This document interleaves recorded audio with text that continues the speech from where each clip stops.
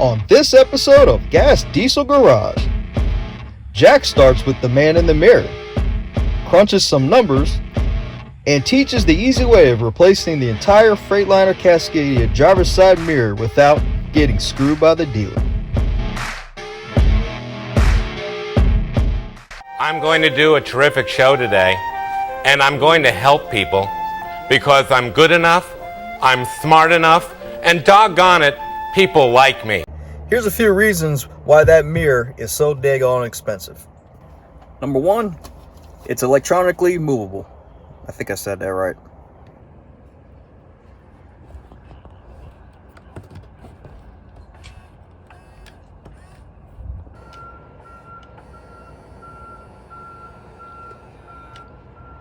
And number two, it houses the ambient air temperature sensor. Let me show you where that's at.